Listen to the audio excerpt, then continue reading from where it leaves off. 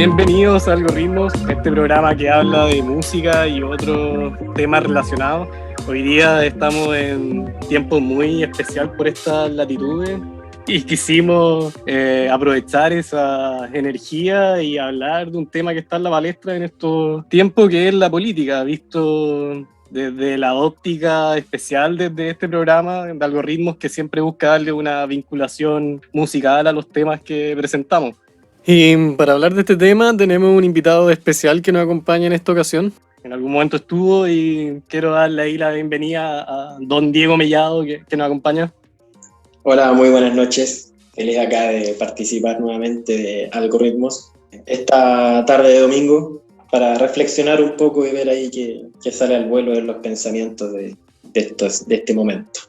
Sí, con Diego tuvimos la oportunidad anteriormente de grabar un Algoritmos para los tiempos del estallido social y tuvimos ahí un programa muy interesante sobre algunos autores rebeldes. Diego ahí es un destacado, ahí, un gran amigo, filósofo, editor, pensador ahí del Valle y que hoy día ahí nos va a estar acompañando con sus particulares reflexiones. Por lo mismo ahí, como lo decíamos en la introducción, queríamos conversar, aprovechando el ambiente eleccionario que se vive en estos lugares, de conversar un poco de política, pero visto ya de la conexión musical, si se podría hablar, en el sentido igual de que está presente en todas las actividades, y esa quizás es como un punto inicial o una pregunta que me gustaría hacerte, Diego, ¿es la música, tiene un componente político o hay un componente político en la música? Sí, es una buena forma de entrar a este breve análisis que podemos tratar de elucubrar esta tarde sobre música y política, porque sin duda ahí estamos hablando de dos dimensiones que sin duda uno ubica como elementales dentro de la sociedad. Difícilmente podríamos imaginar el evento social sin una sonoridad detrás y sin ese vínculo que está detrás de la práctica política o de la política en sí. Entonces ahí prácticamente uno puede llegar incluso a preguntarse si la política lleva consigo la música y la música también lo político, como dos cosas que se suponen entre sí. Y ahí prácticamente es un cimiento de cómo finalmente se construye ese diario vivir de la comunidad y de los sujetos. Los mismos sujetos impulsando la música, transformándola a través del tiempo, y la política como elemento que luego va tomando tantas rutas, tantas formas. Particularmente hoy día estamos ante una de las caras de la política, ¿cierto?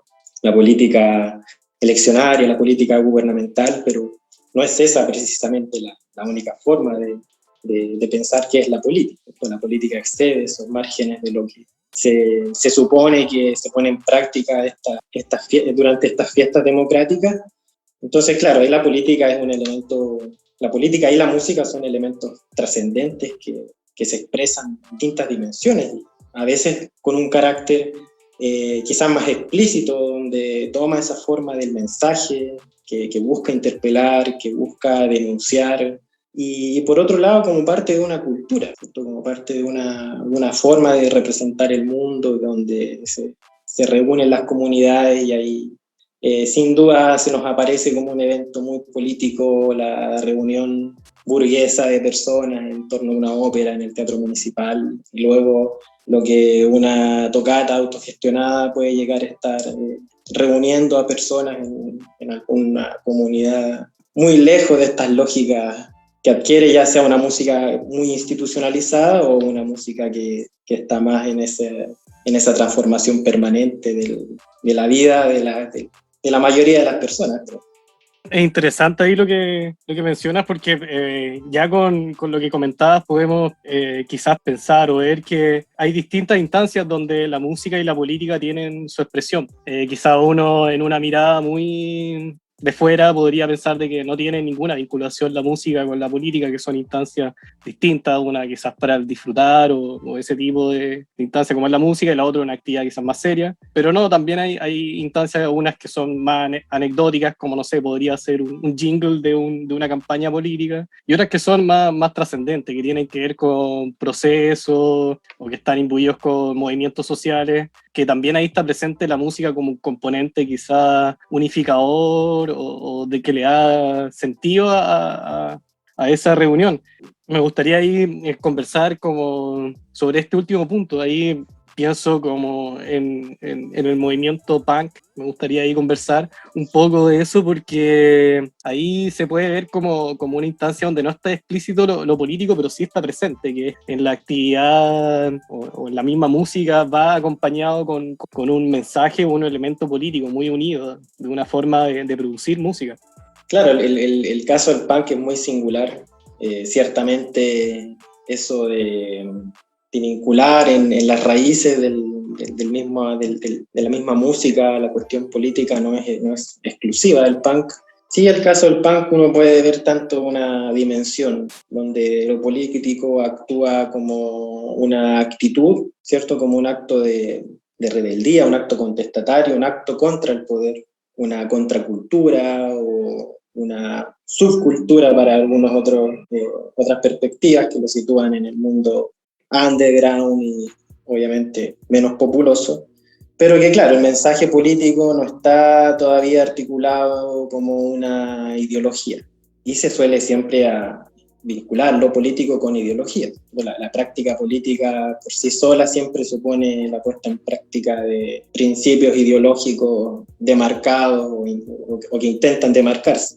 Pero claro, después el devenir del punk, si bien surge como esta actitud también acompañada con esta expresión musical de índole dadaísta, contestataria, provocativa, todavía no podría situarse dentro de una cuestión política donde hay también un pensamiento de un proyecto político o de construir un cierto imaginario de comunidad distinto al estatal capitalista.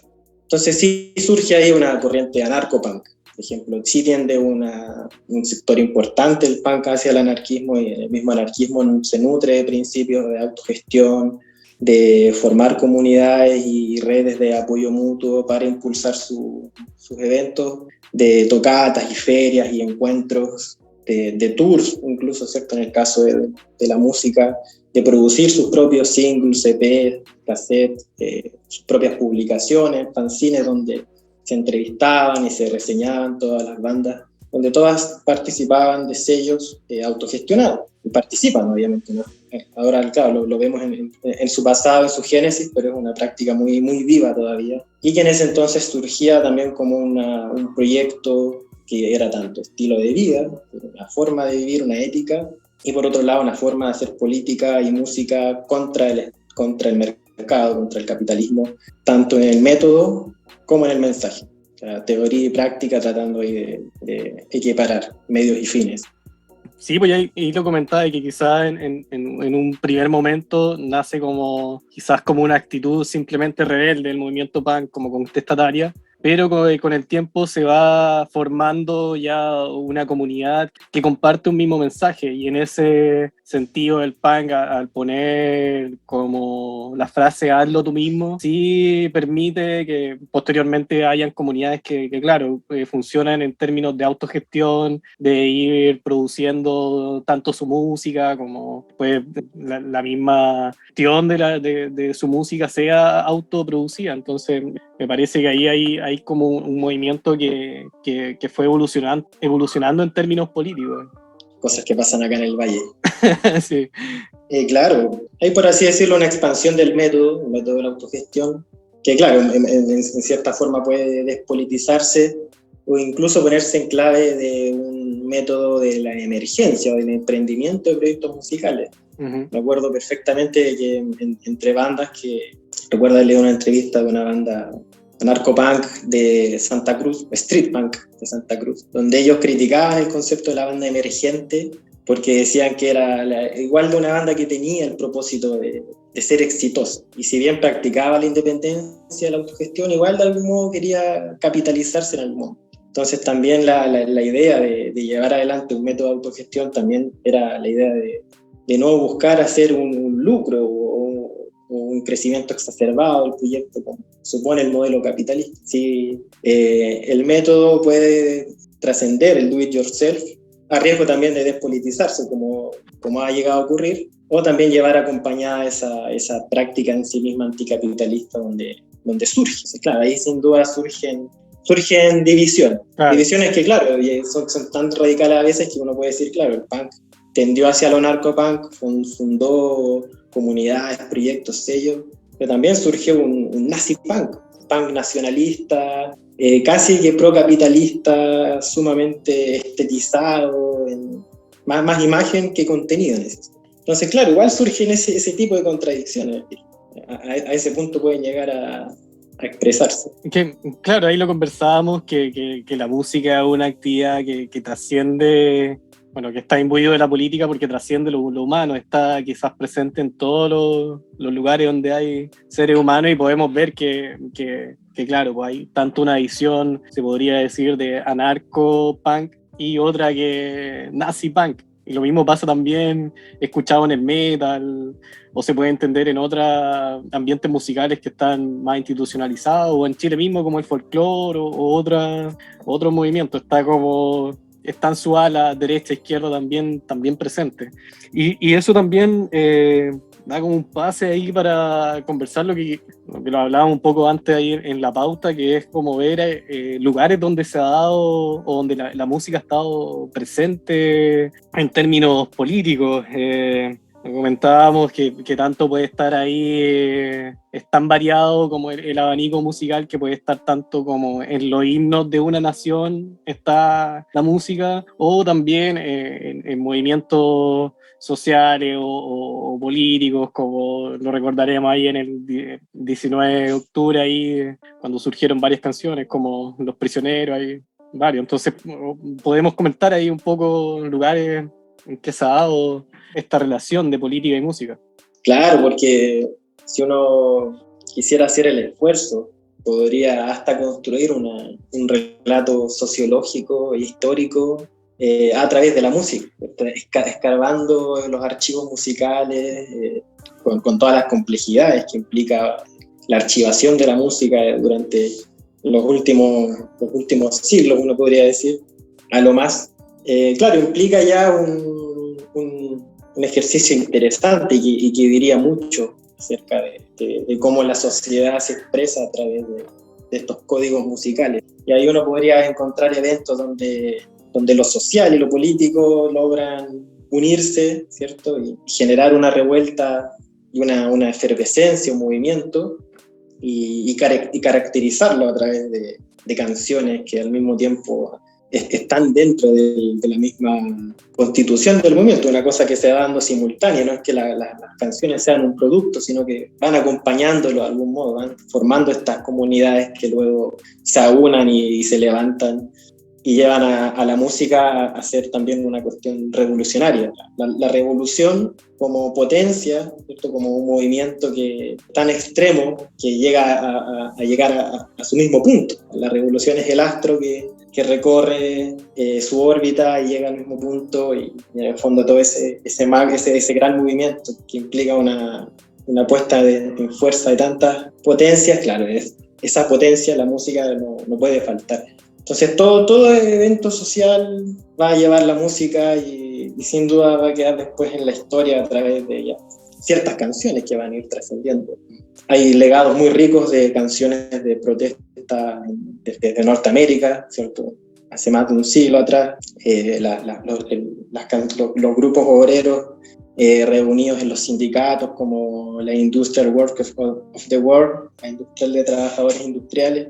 Este sindicato tenía también sus libros de canciones y marchaban repartiendo sus libros de canciones y cantaban las canciones que repetían ritmos populares, pero les iban cambiando las letras, el country, y esas canciones pues quedaron en la historia del continente y siguieron repitiéndose hasta Víctor Jara, hasta Joan Baez, recorren las décadas dentro del canto popular. Y lo mismo uno después va a encontrar en los años 20, en las protestas en Buenos Aires de los obreros, anarquistas y socialistas que tenían tangos y milongas y también payadores que cantaban las denuncias sociales. Muerte de la burguesía, por ejemplo, eran títulos de algunas canciones y eran tangos. Música popular, pero que se dotaba ahí del mensaje político explícito de la cuestión social del momento. Después en el 36, al 39, la Guerra Civil Española vuelven a aparecer. Y sin duda todos los otros procesos políticos que iban acompañando, por ejemplo, el nazismo o el sovietismo emergentes, también llevaban toda una propaganda musical acompañada tanto de óperas y músicas orquestadas y otro tipo de expresiones también folclóricas que iban ahí. Pues después, en el apartheid en Sudáfrica, el caso ejemplar de Sixto Rodríguez, un cantante hijo de inmigrantes en Estados Unidos, totalmente desconocido en Norteamérica, no obstante un disco suyo llega a Sudáfrica y caracteriza toda la época del movimiento contra el apartheid, y la gente coreaba sus canciones y él no tenía idea.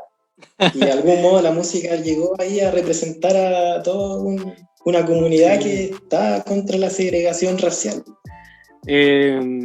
Sí, lo podemos ver ahí que en todo movimiento político trae su música aparejada.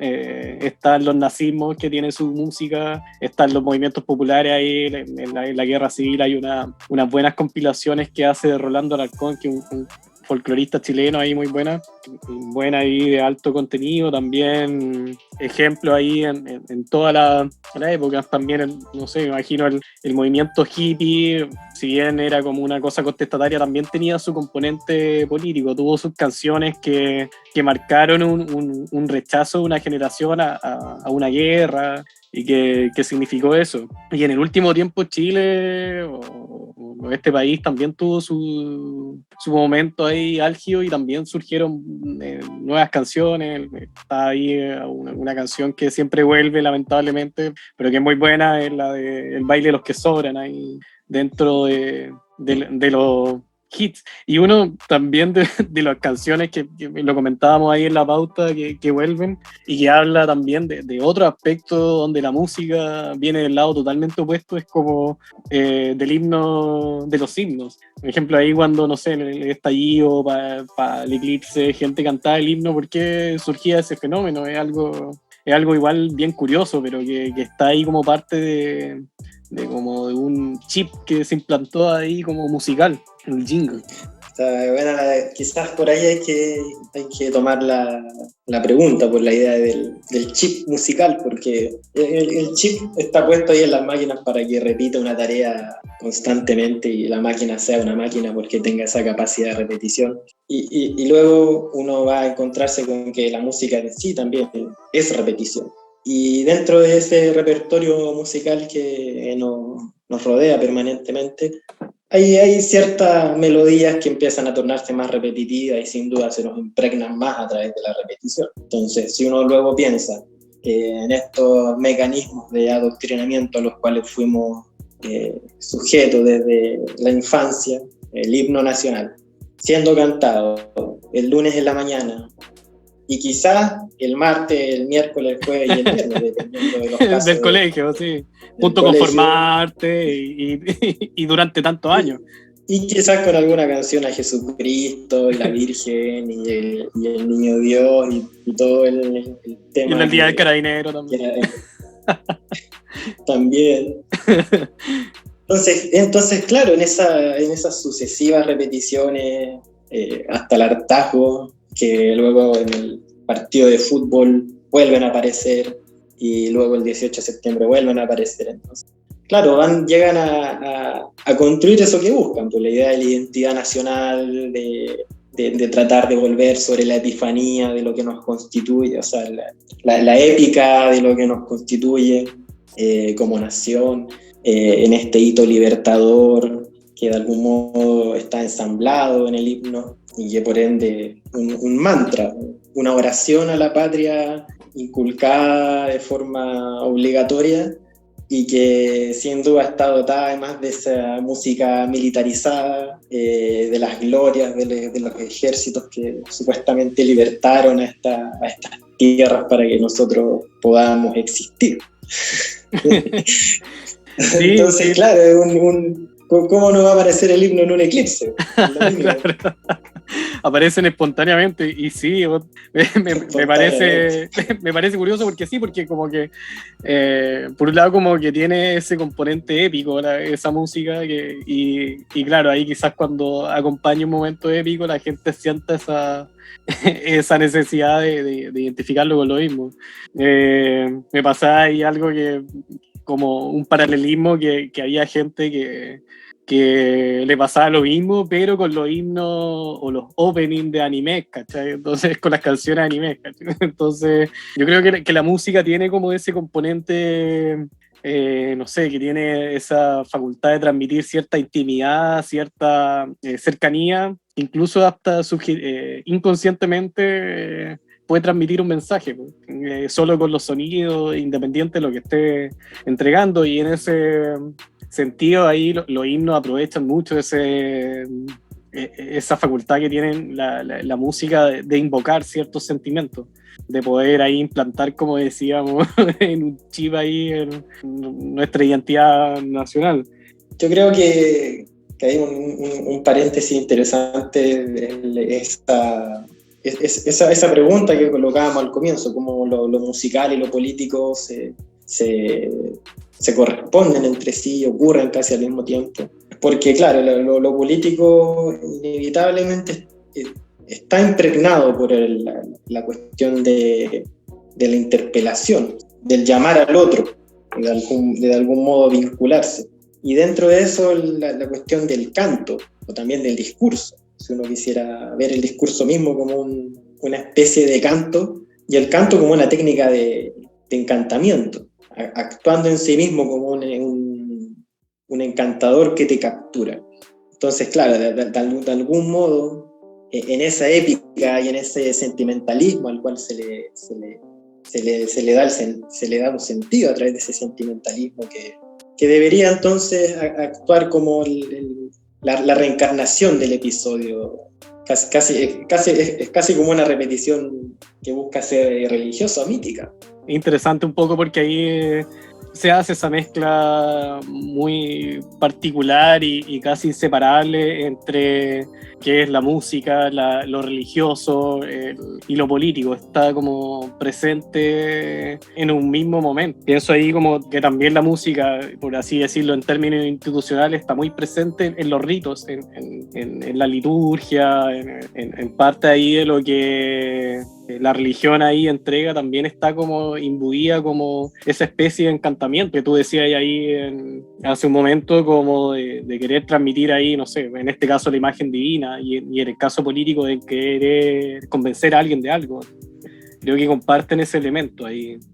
Claro, y de hecho uno podría ir al hecho mismo de que la misma institución, como por ejemplo la Iglesia y el Estado, son dos cosas muy parecidas. Si bien se separaron en algún momento y el Estado tomó autonomía de la Iglesia, estructuralmente sigue siendo la misma cosa, con la misma representación jerárquica. Si bien por un lado está esta jerarquía celeste, por el otro lado está la jerarquía política, y por un lado vas a encontrar a los ángeles que están en esta especie de escalera hacia lo divino, hacia la triada, y por otro lado vas a encontrar a los héroes de la patria, a los próceres, a los grandes intelectuales y personas, hombres dedicados al servicio público y al desarrollo de la nación, que de algún modo igual son una especie de angelitos de la política, y cada uno por su cuenta van acompañados de sus músicas, ¿cierto? Siendo la música estatal es sumamente militar, sus himnos son todos muy militares, y entonces habría que encontrar dónde esta música marcial, como le llaman, las marchas marciales, se encuentran con el canto dentro de una iglesia, ¿cierto? Como la iglesia ya es como un espacio que dependen uno del otro, pero claro, supone momentos distintos de esta práctica del poder, que están unidos, pero claro, por un lado van al recogimiento, a otro tipo de música, pero por el otro lado están colocando así unas trompetas y unos tambores. Mira, y pensaba un poco en que Claro, la música de la iglesia es como angelical, la música de la institución o del Estado es militar, y la música de los políticos ya es chabacana, derechamente, así que cuando lo reducimos a términos de jingle, y ahí ya es la publicidad en un sentido ya ni siquiera bien trabajado, es como chabacano, simplemente como la anti-música, el jingle. Pero claro, llega a invocar la búsqueda de un encantamiento a través de lo ideal que sería que tú estabas de repente viendo la tele o escuchando la radio y salió el jingle y se te quedó pegado en la cabeza. Claro. Solo buscan atacar ciertos estímulos y capturarlos durante la mayor cantidad de tiempo posible. Creo que sí, funciona como la música, la podemos ir recogiendo a muchos niveles, podemos ir atravesando tantos espectros sociales, instituciones, y en cada época histórica y en cada momento va a tener una expresión. Lo decíamos hace un rato ahí, están los himnos, o la parte institucional, o anteriormente como parte de los movimientos, como fueron los punk o en otros lugares. Se puede ir viendo que la música va acompañando a esta como expresión política, va junta. Y también en términos históricos uno lo puede entender así. Pasa que, o quizá uno puede especular que antes todo esto, la música, la política, la religión, iba todo en un mismo. Ahora está como más separado, pero antes formaba como parte de un todo la música. ¿Qué nos podrías decir ahí tú, que eres un entendido en estas lides? Nada, siempre se puede ver ahí desde la perspectiva de que existen esta idea de la música y el espacio, ¿cierto? La música situada también en su contexto espacial y todo lo que eso también lleva a pensar cómo llega a funcionar la música. Y cómo funciona la música va también a implicar cómo funciona a nivel de una sociedad. Entonces, sin duda van a haber miradas más ortodoxas, que van a ver una historia de la música mucho más diáfana, emanada de Occidente y expresada en estas macro orquestas que llevan la máxima representación de la música. La música clásica es la música más hermosa que nunca se haya hecho en el planeta Tierra. Básicamente ese es el dogma de esas corrientes. Y luego, claro, lo que podría de ahí para abajo ser expresiones musicales, serían expresiones incluso de poderes menores. De alguna forma, ciertos sentimientos magnánimos del poder y las autocracias, y hablábamos hace un rato del nazismo, del sovietismo, llevaban acompañados por orquestas enormes que trataban de expresar el sentimiento nacional. Entonces buscan cooptar un espacio muy grande como la nación. Es una visión espacial que debe ir acompañada de esa cantidad de decibeles y complejidad y ejércitos de músicos prácticamente, repitiendo ahí una pauta escrita por algún genio.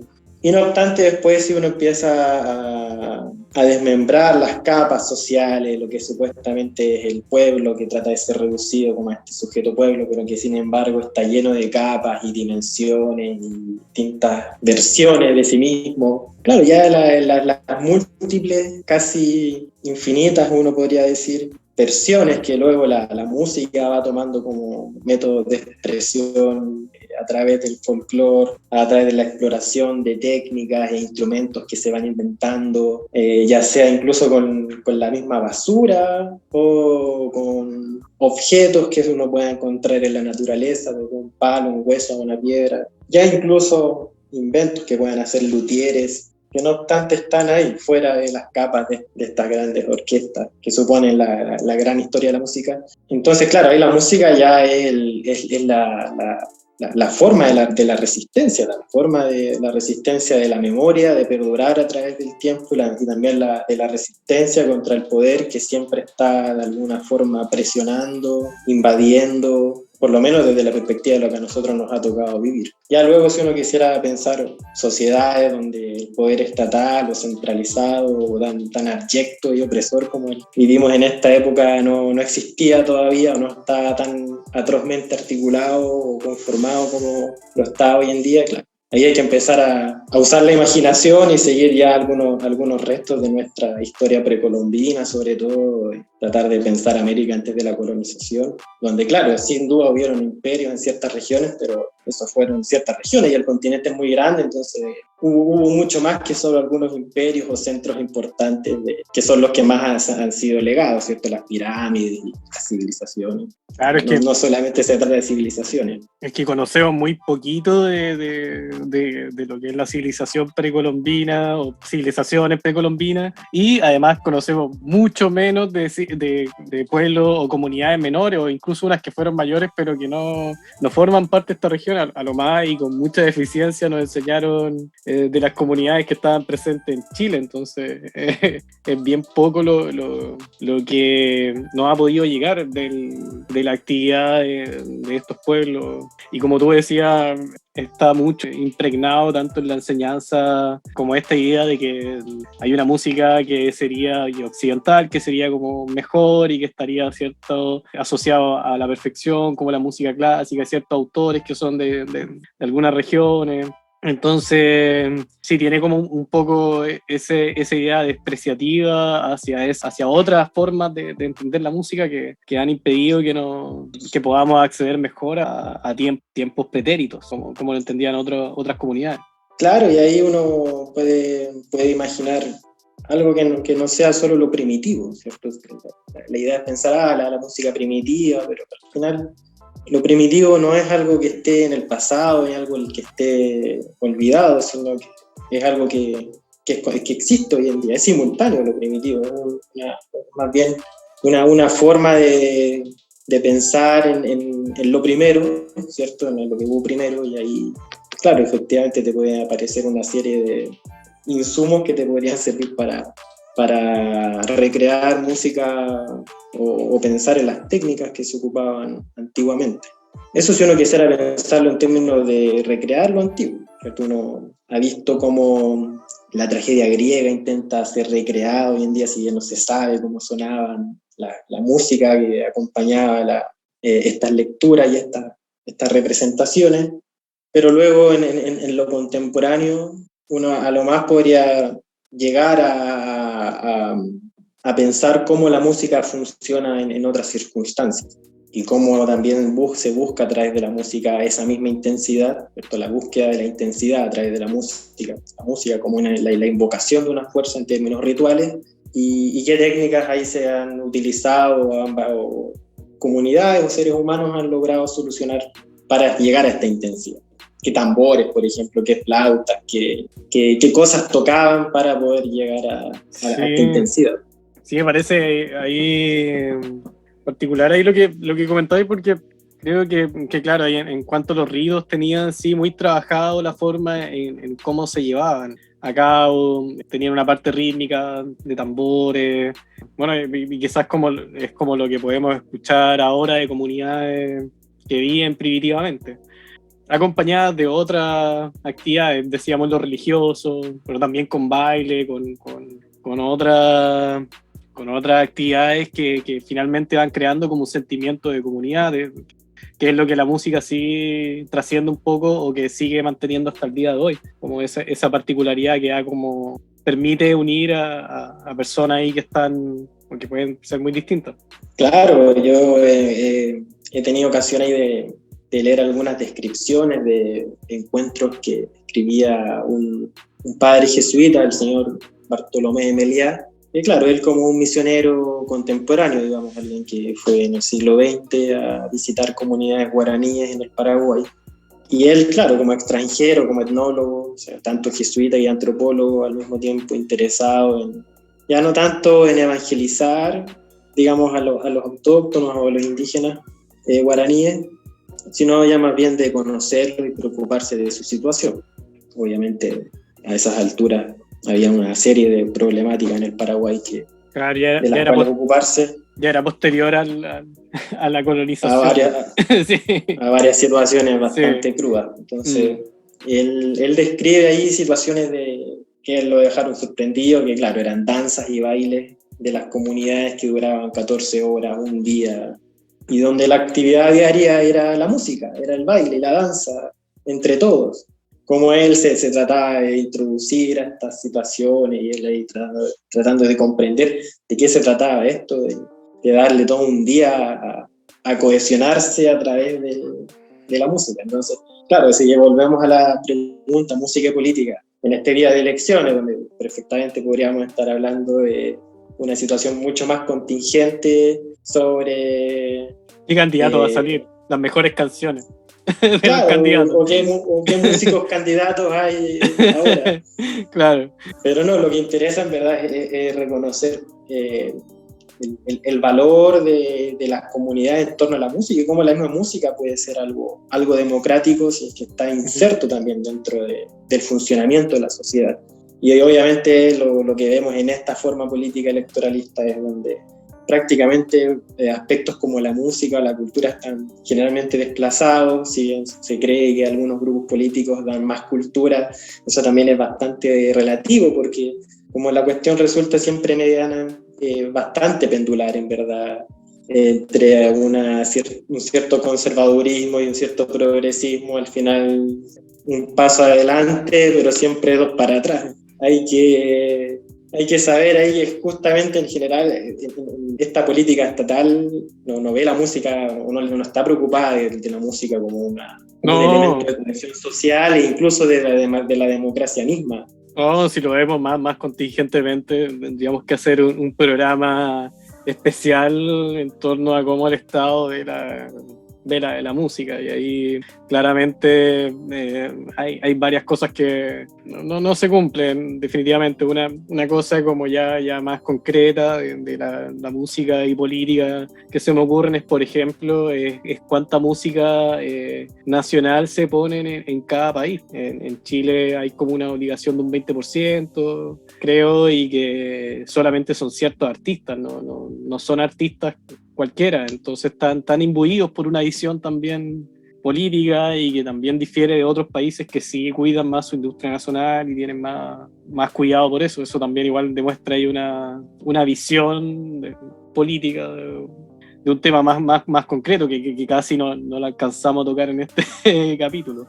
Pero claro, uno podría al menos tomar como ejemplo la educación y ver cómo la educación estatal desplaza la enseñanza de la música a los márgenes y coloca ahí las asignaturas productivas o necesarias, y perfectamente podría tomar ahí un partido de la música. Pero luego, claro, en verdad las escuelas más de la elite sí están preocupadas de la música y sus estudiantes salen tocando instrumentos y ahí te das cuenta que, claro, así a todos nos interesa la música, pero pareciera que importa más que a ciertas clases sociales la música no se les inculque desde la educación.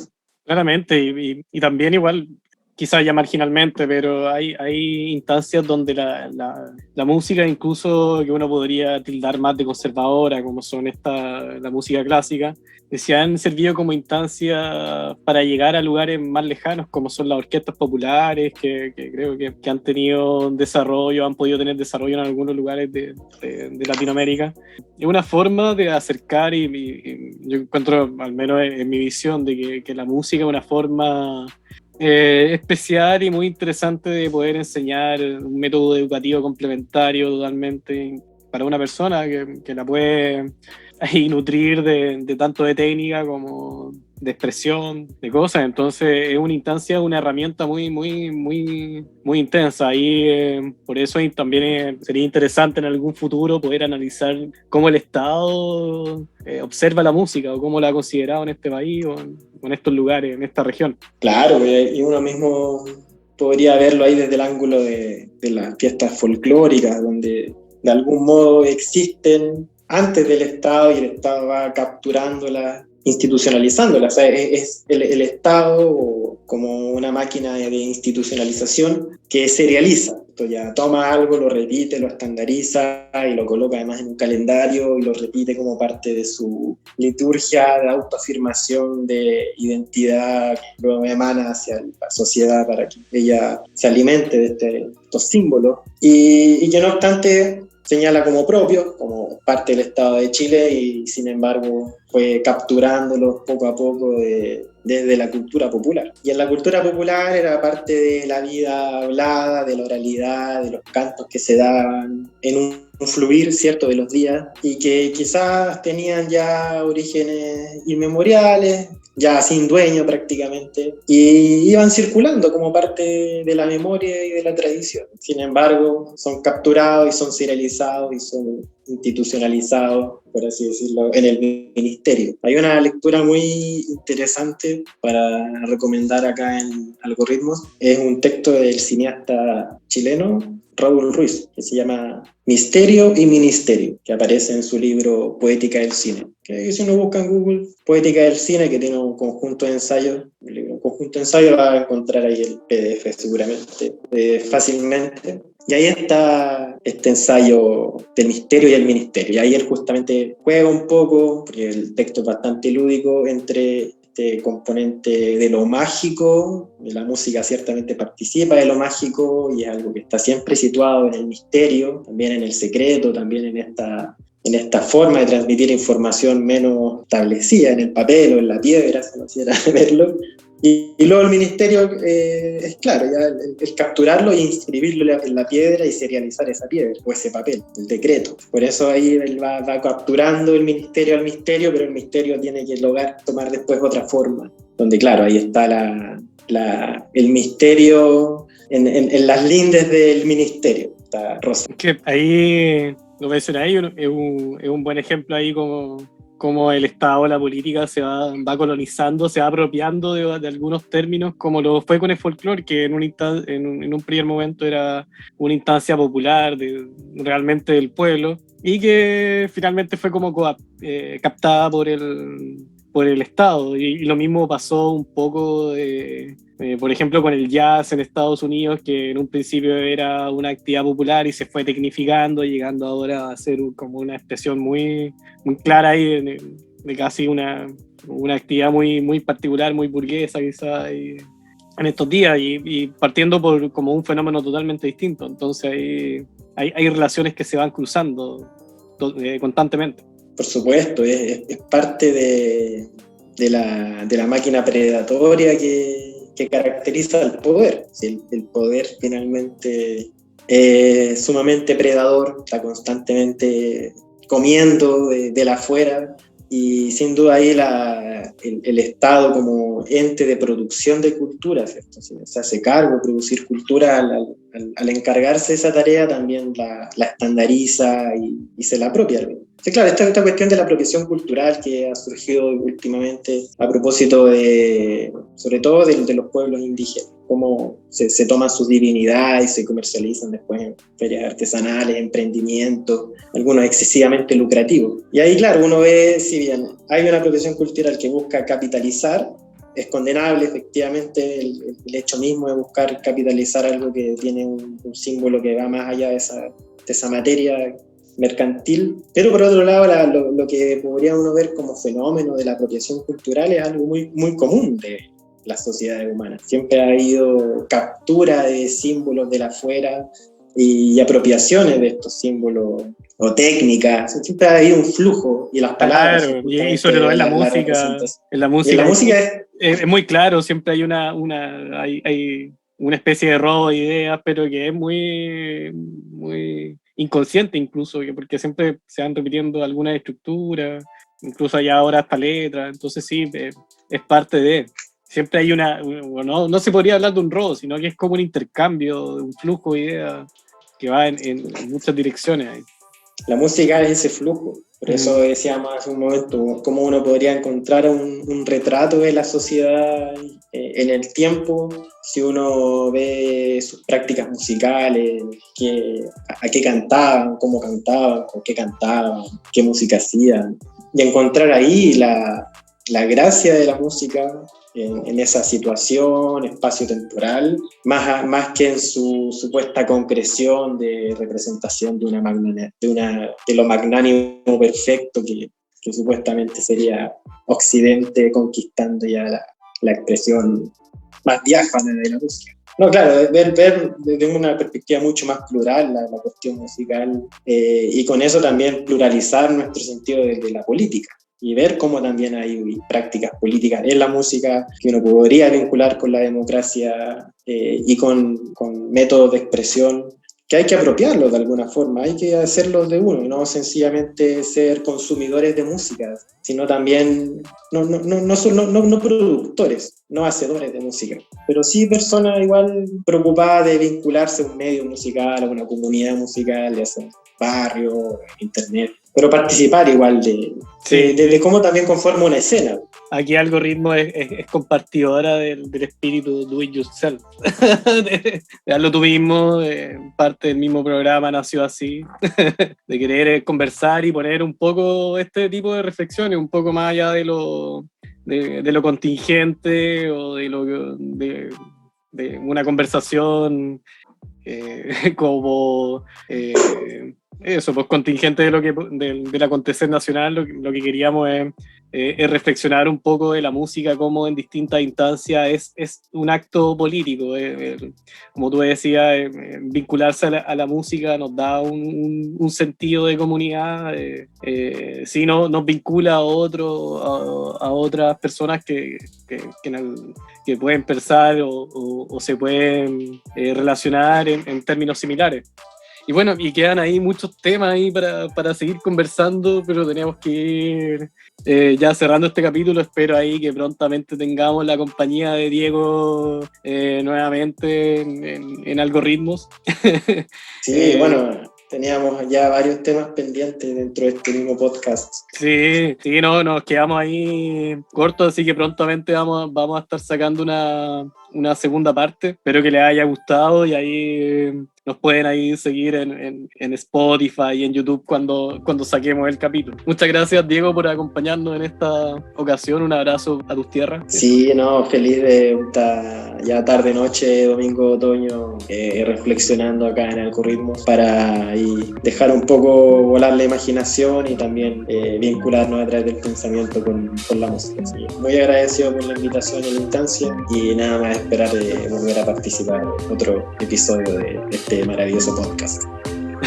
Muchas gracias, Diego. Ahí nos estamos viendo entonces en otro capítulo. Que estén bien todos.